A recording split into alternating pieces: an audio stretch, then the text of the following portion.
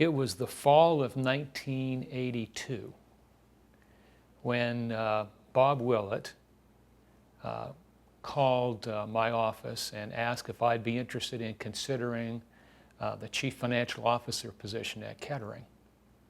And I was very much involved with the work at Loma Linda, and it was interesting, but not something I had a deep interest in. Well, he kept calling, and he made a trip to Loma Linda. We went out to dinner, had a good conversation. He said, I really think you need to give this serious consideration, and I'm going to book you a flight to come back to Dayton. Well, at the time, we had a young daughter. She was about, I guess, maybe 3 years of age, and my wife was pregnant with would turn out to be our son.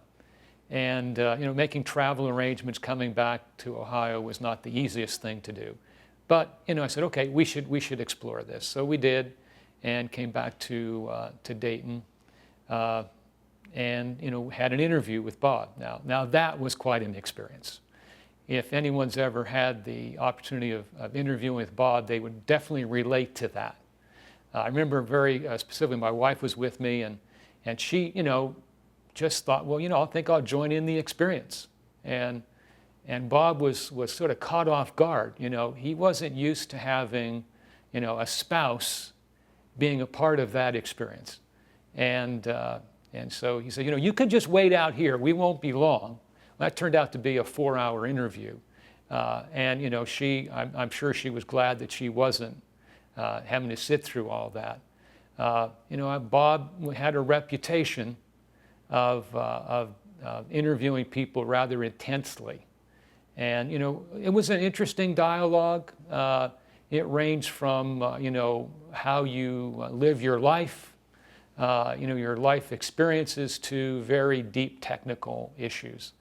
And, I don't know if I can enjoyed it, but, it was certainly, something that I wasn't uncomfortable with. And I think in the end, sort of built a rapport immediately with Bob in terms of, how we would work together and what his expectations would be and what my style would be. So in the end, he did extend me an invitation to come. And that began a 15-year experience at Kettering. I think just, whenever you come into a new organization, sort of to understand the deep culture, and Kettering had a rich history. The Kettering family, the Seventh-day Adventist Church, and how they were introduced through that experience in Hinsdale, just created this rich, deep, long experience that would sort of capture anybody's mind and thought about, how do I fit in with that? How do I actually grow and expand on what's already been there? I've never been, at that time, a chief financial officer that put his head into the books and just sort of had a narrow view. I felt that I needed to know much about the entire experience of the organization, how it started, developed, the people that are involved, the experiences that were there, and how I would fit in with that, how I can make a difference there. And so almost immediately I had a knock on the door, and George Nelson walks in. And of course I knew of him, but never knew him personally. And so he was very engaging, and it was evident that he felt it was important that senior leadership at Kettering would understand the history, that would understand the very beginnings, how it was formed, and what the vision was for the organization. And that was special to me, because it fit in right with who I was as an individual and who I wanted to be as a leader. And so he said, if you could take an hour or so every week or two, that we could sit down and just let me tell you stories. Let me give you little vignettes about the experience, the early days, the experiences of how we began, and what our dreams and vision was, and how we would make this a very unique and special place, and a bit on the history of the Kettering family. And they were some of the most enjoyable parts of my early days at Kettering. A new, and I say young at the time, leader, Mr. Nelson's laying that foundation was significant and important. We all like to think that we're facing the most significant era, and I want to be very conscious that we don't look back and say, boy, it was tough, it was difficult, and not understand we're facing those same issues today, that they're named different. They have a different intensity perhaps, but nonetheless, they were still big issues. And we were changing as an organization and as a society. We talked about the coming of the digital age, and we were certainly at the cusp of that. We'd sort of were still using paper and pencil to a large degree, and I remember Judy, still focused on her Selectric typewriter, and unwilling to give that up. So we did have in that time, it was like late 1982, and the personal computer had just been created, had just been developed, had just been introduced into the business community, and so we were right at the beginning age of that. It was very interesting. We were confronted with an early decision, and we'll laugh about that today, but it was an offer from IBM. And they said, we're only giving out limited supplies, and they need to be pre-ordered of these new things we called personal computers. And we said, you must commit to order 50 of these machines within this next year of 1983. And we debated that. Should we make that commitment? Should we purchase 50? And in the end, it was interesting. Of course, we ordered several 50s of those over the next year or two. But it was a big change, and I think most people that went through that, had some anxiety as they laid down their pencil and took up this new technology. As we look back on that era of, we might call it managed care, at that same time, Medicare was changing its reimbursement. We were a cost-based, get paid what you spend industry, and they just introduced DRGs at the time and going to a prospective payment system. And that was a huge change for us. It wasn't just you spent money and they paid you for it.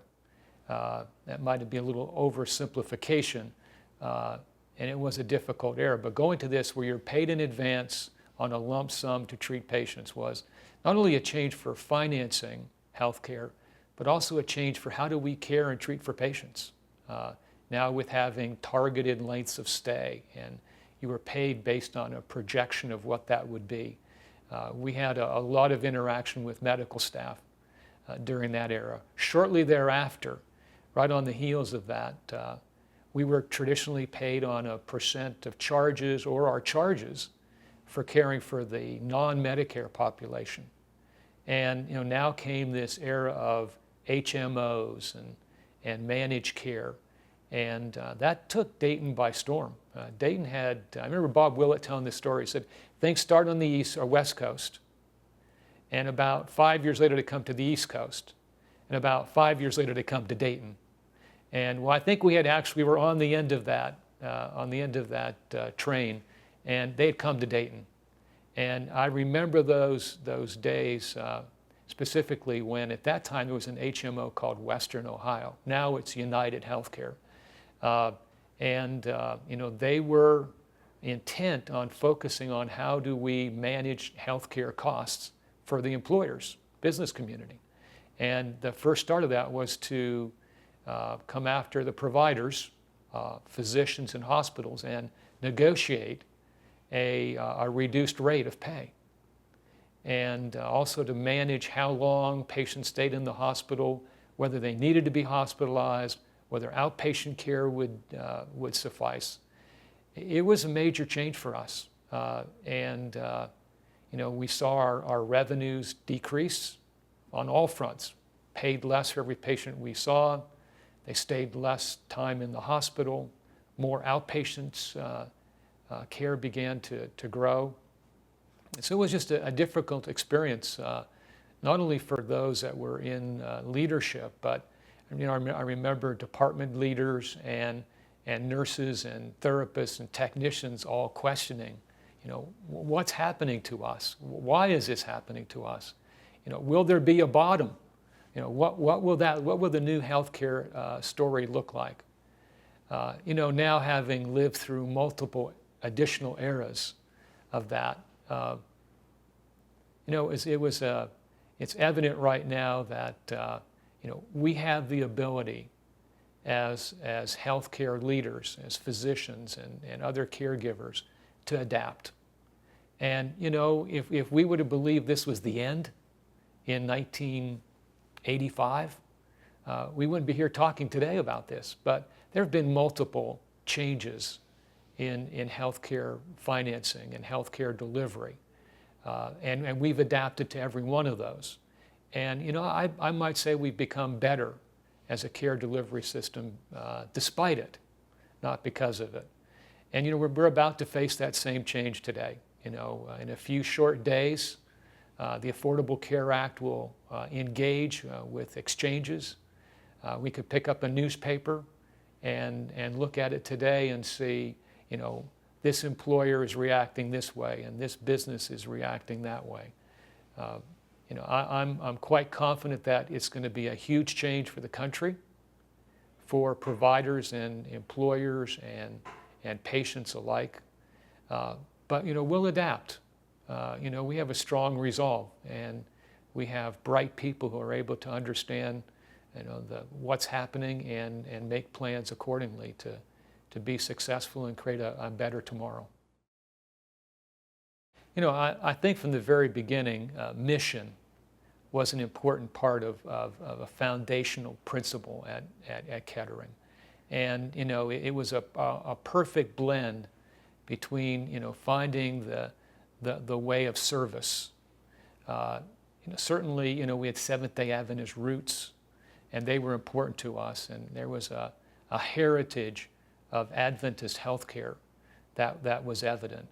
But it was done in such a way that our community felt that we were interested in serving their needs and not pressing them with having to understand it our way. And I thought that was really a special and very unique way in which an organization that has healthcare mission was able to share that in a very open and understanding way with the community. I remember Mr. Nelson would always say, whatever you do, do with excellence, and make sure that quality was first. We've always had a difficult time explaining, what is quality, and you'll know it when you see it. But I'm from doing employee orientations. When that story was shared with new employees that would come on, there's a sense of the people that were in the room were drawn to wanting to be here. And there was an understanding of what the organization's mission was and purpose, and there was an understanding of how they could be a part of that. I remember that many employees would share with me that they felt that this was a special place, that they could feel comfortable allowing their faith to grow, and that they could feel comfortable praying with patients. Not only that they had to do it quietly in a back room in a corner, but it was encouraged and be done out in open, and to reach out to people and help them understand we're here for more than their physical and mental needs, but also for their spiritual needs. One thing that we were a young family back in the 1980s. And of course, my wife was an elementary school teacher, so education was very important to us. And so one of the things that was a major factor in choosing where do you live, where do you work, was what educational opportunities are here. And so at the time, my wife was pregnant with our son, and we got kind of in this balance, deliver in Loma Linda, where she had her prenatal care, come to Kettering, deliver here. We were right on the cusp there, and we made the decision that she'd gone through prenatal care in Loma Linda. She wanted to be there, so delivered there. And then 3-4 months later, they joined me at Kettering, new family starting out. Of course, we raised our family here, and it was a great experience. We found the community, both the Adventist and the community at large, to be very welcoming, and we built very strong friendships here. So my son, born at Loma Linda, spent half of his life here, and then he heads off to Loma Linda to do School of Medicine and did his medical degree there, did his residency, and he was deciding, so where do I actually end up practicing? And there were several opportunities that came up, and one of those was at Kettering. And ultimately he made the decision that, I lived half of my life here. I enjoyed it here. I enjoyed the people that were here. He would, I remember the very early days. I think he might have been around 3-4 years of age, and they were doing a photo shoot down in the communications department for some magazine or whatever, and they needed little kids. So of course, he was asked to come in and do that, and he dresses up in this. They dressed him up in this physician's garb, a white coat, little stethoscope, and other medical paraphernalia. And we got this picture of him. Now who would know at 4 years of age what he would end up doing? That was sort of been his lifelong dream to do that. And so he was faced with, where do I go? Do I end up in this location, another location, or I end up at Kettering? And he ultimately decided that, that experience was so significant back in the 80s and 90s that he wanted to be here. So yes, he's now practicing anesthesiologist last 3 months at Kettering and having a great time. He called me up one night. He said, I was here interviewing, and I just looked around, and everything. He said, I have to admit, when I was here at 15 years of age, I don't really remember it, perfectly. And of course, the organization, the hospital's changed. Sure. He said, but I stood on the front steps and just looked around, and you had toted me all around this place. I remember we used to do Christmas, the Christmas Eve. We have to do rounds as administrators, and so we had this taken. Used to get these chocolate candies, and we would take them around to every one of the nurses who were on the night shift, and he'd come along with me. He'd come around, he'd hold the bag or hand them out, whatever it would be, and so he just sort of like built that whole history. And he said, I just stood here and remembered all those things. So I looked across the street and saw the church. So I remembered people that would taught me in kindergarten and cradle roll and primary. And he says, it was just too significant of an experience not to come back and to live that again. So it was good. Just so many, they're sort of washing over me. I can't, there's one special person, Ted Hamer. He was a very close personal friend, as well as vice chairman of the board at Kettering for many years. That just had a significant impact on my life. And our children were just sort of adopted by Ted and Evelyn, and that was a very special experience for them.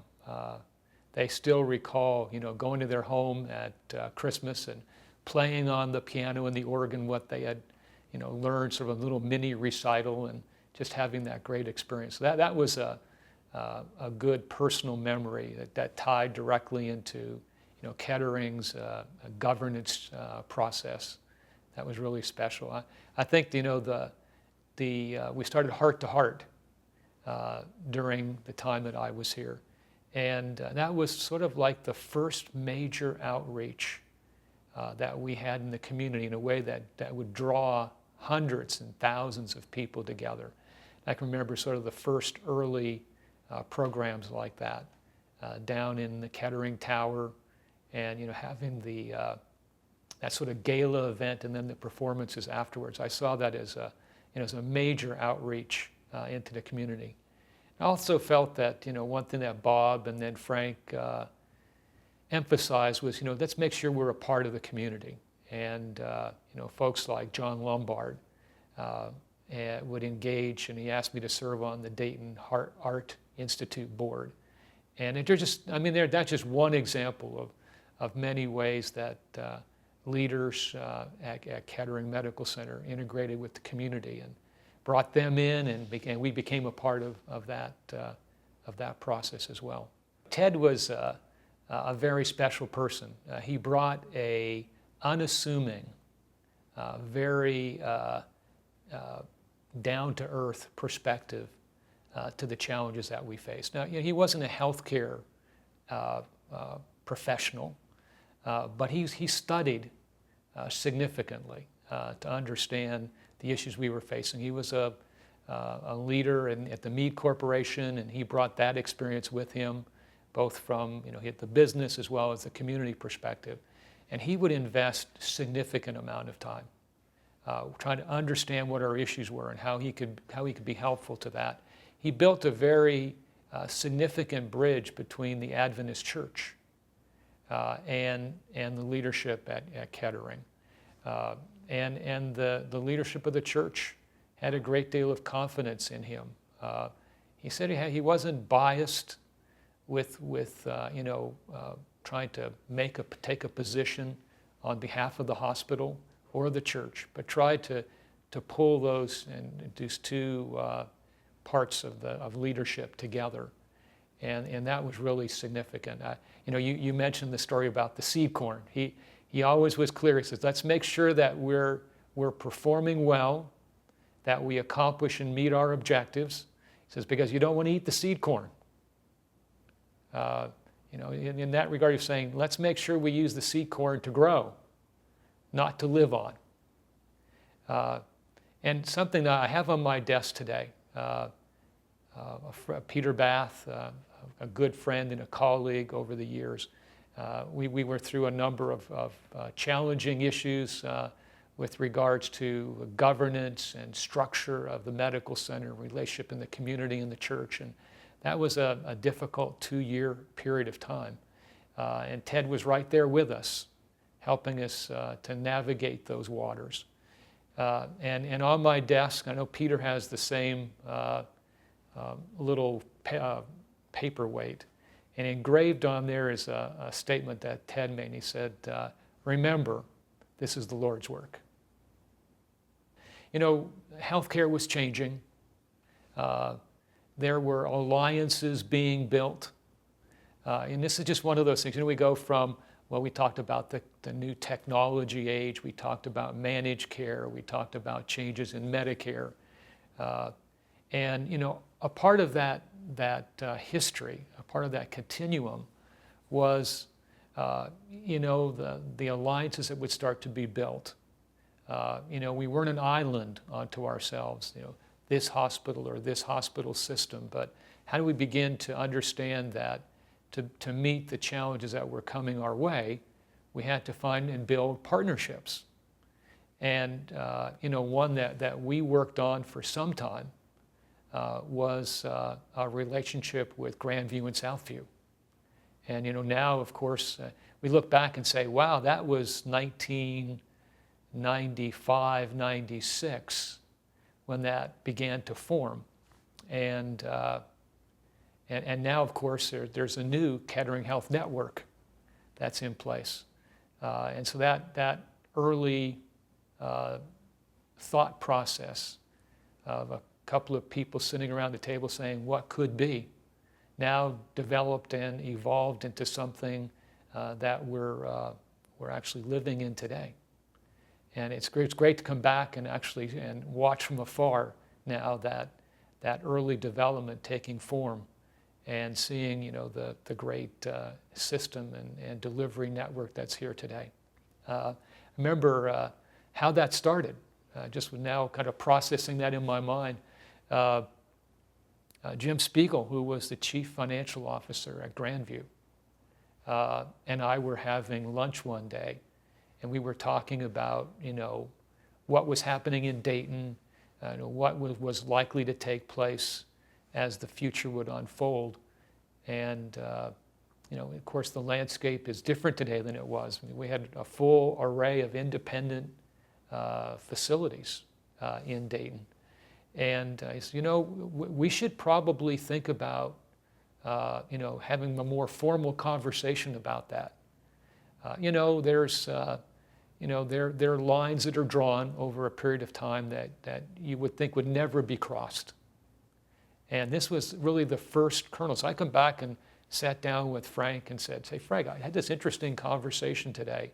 It wasn't planned, it just sort of happened. And, I think that maybe it'd be well for you and I to sit down with Dick Miner and Jim Spiegel and see where this would go." And so he said, "Well, let's set it up. Let's see what would transpire." And, so this is like 1995, 96, somewhere around in there. And one thing led to another. And, what we have today is really the result of that early thought process that was initiated. I think the Kettering family, if they were to drop in on the scene today, one part of me would say, wow, this is phenomenal. You've done well. Another part of me would say, I expected that. I really don't think that they would just be blown away. I think they'd be pleased. And I think they'd also believe that Kettering is prepared to take on even greater things. What I knew of the Kettering family, and that was really through the eyes of George Nelson and Mrs. Kettering, was that they were really never satisfied. Pleased, but not satisfied. They saw great things, and they were about creating great things. And I don't think they would ever underestimate the capacity of people with mission and commitment to accomplish great things. When I first came to Kettering, it was 1983, it was January. We lived in Southern California. Need to understand, Southern California is beautiful in January. So I get on this plane, leave sunny Southern California, white snow-capped mountains, arrive in Dayton. It's late at night. It was not warm. It was January. and so I rented a car, drove down, and my residence was Ridgeleigh Terrace. Bob had arranged that I would stay at Ridgeleigh Terrace until the family joined us in the spring. Long story about why it took so long to get here. There was actually, off the record, a trucker strike. And if you remember, they were shooting at truckers on the interstate, and no one would move. So we're half in California, half in Dayton, and no moving van would travel the interstates. So she's stuck out there, Helen's stuck out there with a 3-year-old and a 3-month-old waiting to get to Dayton.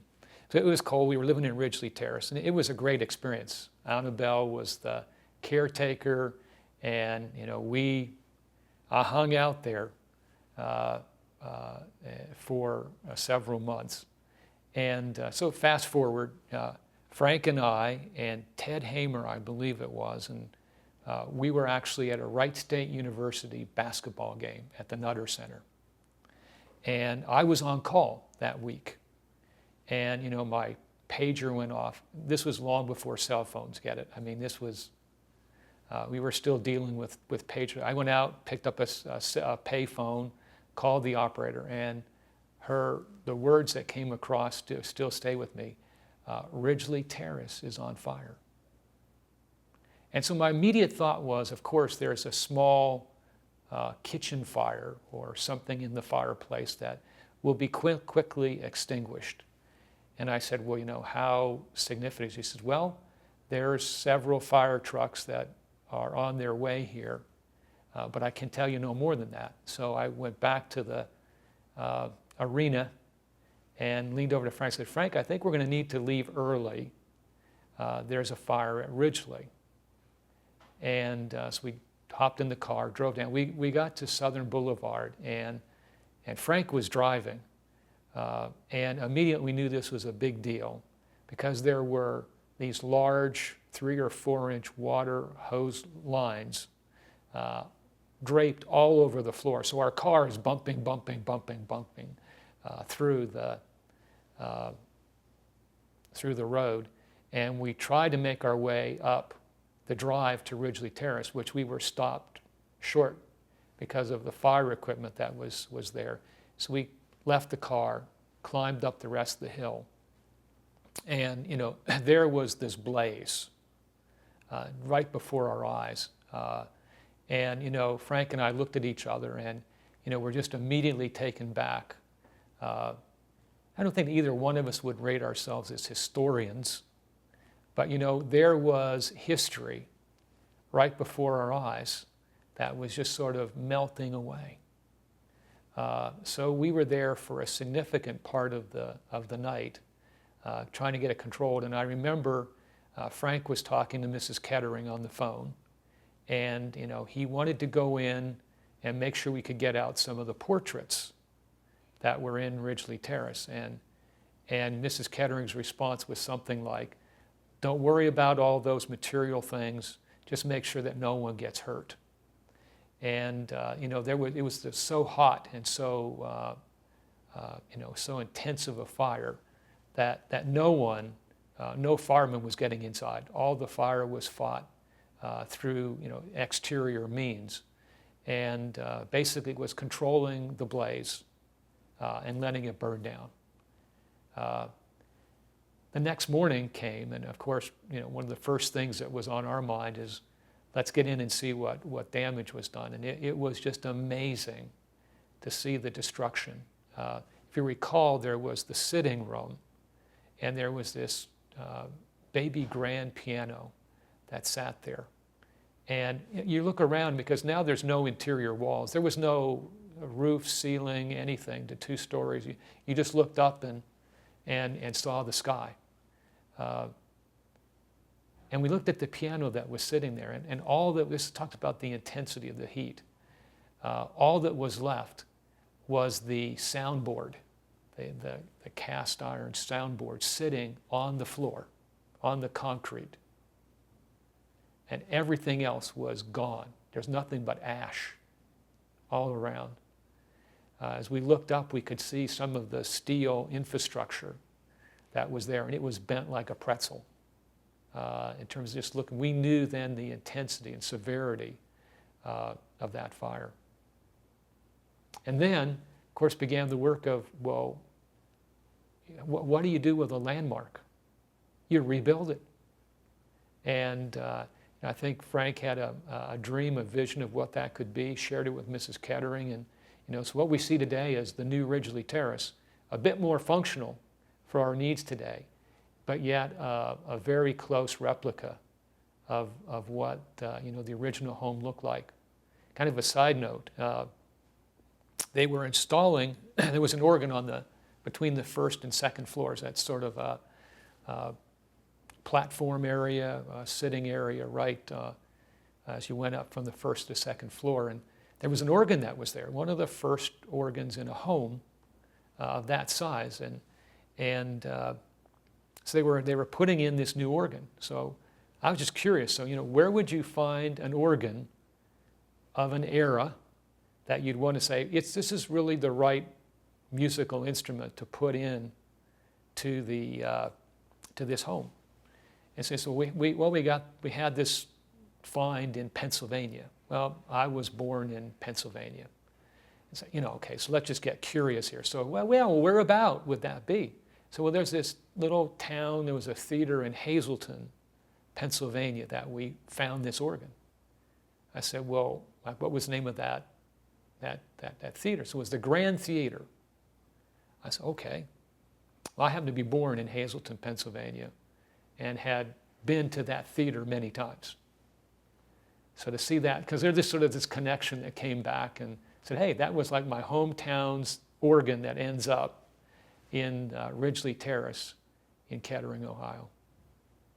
So if you remember that this was at Christmas, I should have probably put that in. This was a Christmas, December time frame, and we had right there by that little, in the sitting room, right there was that sort of the kind of glass area that sat off. They call it the solarium, okay. And there was a Christmas tree in there, and we had to decorate with, part of the boxed presents there. And apparently, what they discovered was the wiring for the lights were sitting, the boxes were sitting on top of it, and somewhere that shorted out, and of course caught the boxes on fire, which took the tree and then just went straight up through the roof, and it sort of came blazing across. And Annabelle was there in her apartment, which was on the far end, and she had to be taken out of the window by the firefighters and then down their ladder to get her out safely. So I guess the cause of fire was a faulty wiring on a Christmas tree, then with the presents around it created the combustion. Classic The fuel, story. yeah, classic story. Took it down. This is attention to detail, and I think that speaks volumes of. And I know that Kettering's definitely unique in that regard, but it's easy to just say, well, let's just get there, let's just do something. But to have that kind of detail in terms of the crown molding and the staircase and the portraits that were recreated and the way the wall finishes were put together. On the first floor, I'd say it is probably, it's an improved version, of course, and functional for today, but it's as close as you can get to being replicated. And I think what was done on the second floor, changing it from a residence to sort of a corporate meeting purpose, was substantial.